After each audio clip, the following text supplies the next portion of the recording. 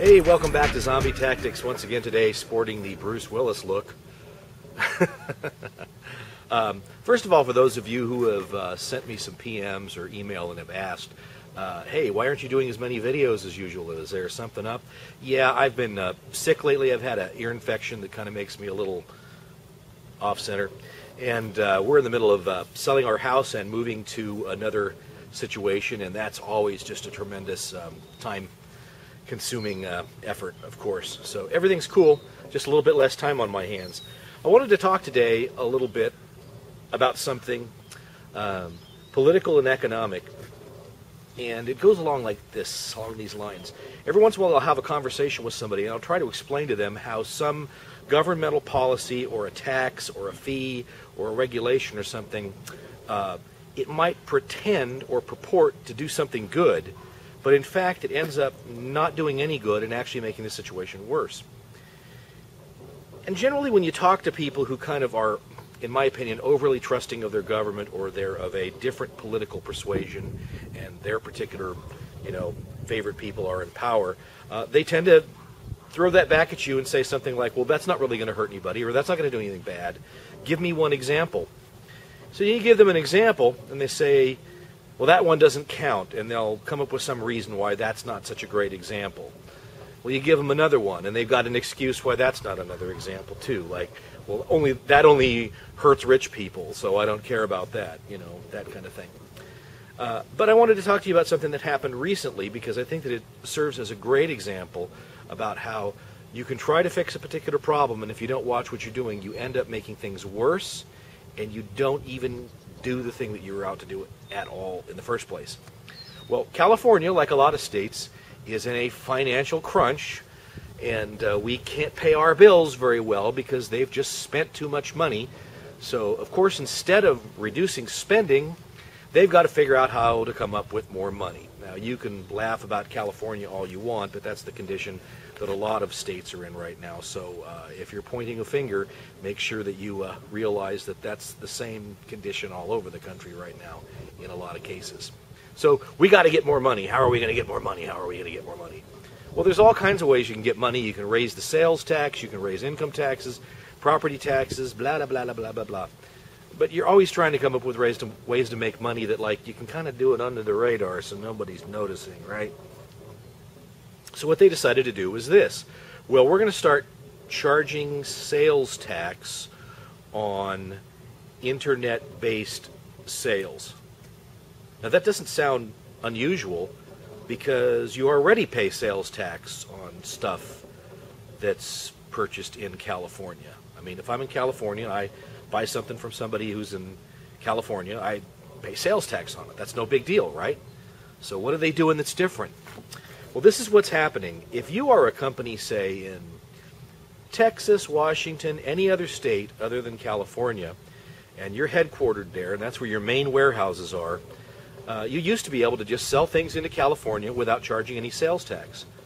Well, as long as your entire operation is still completely out of the state of California, and I mean entire operation is out of the state of California. You can't have any offices, you can't have any salespeople in the state, you can't have any employees with remote locations or remote warehouses or anything like that. As long as your entire operation is outside of California, that's still the case.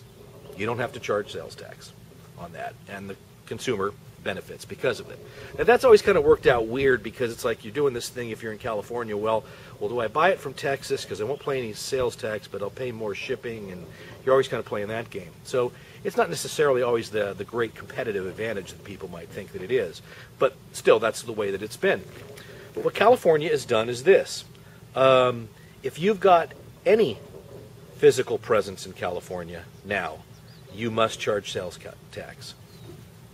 Now, the way that it's been before is you could have remote warehouses that you stage product at in California.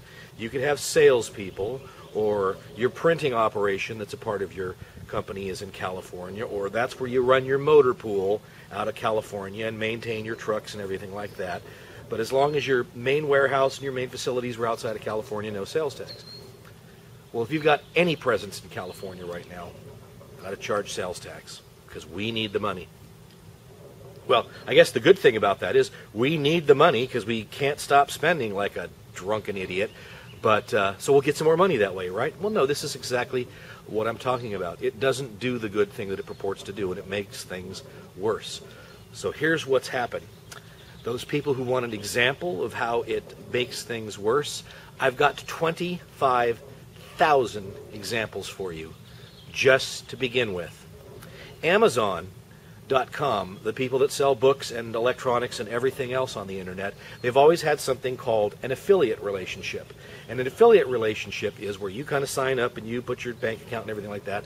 And then if you have a website or you have, some place to send people to Amazon to buy products, or you run ads or something, well, when they click that link, it's got a little code in there for you. And so, like in my case, if I did a book review and there's a link to Amazon for the book review and you buy a book for 20 bucks, I'll end up getting, 20 cents or something.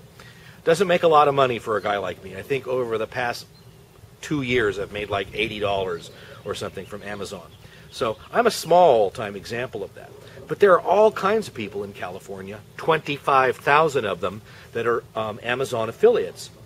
And these people range from people like me that just like, I get a couple bucks every once in a while, on up to people who do a significant amount of business, to people who, that's their whole work. That's their whole business, is that, well, I have a website and I have a blog and I make money from all these different sources, including Amazon, and this is it. So even though the book or whatever product you're buying may be coming from out of state, and even though Amazon is out of state, sales tax is still going to be charged.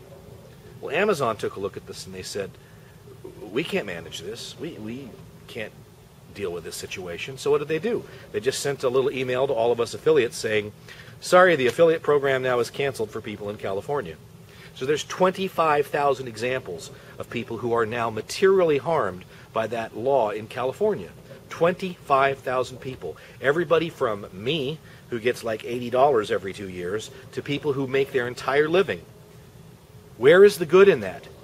There's 25,000 examples of money not flowing into the California economy because of this stupid law.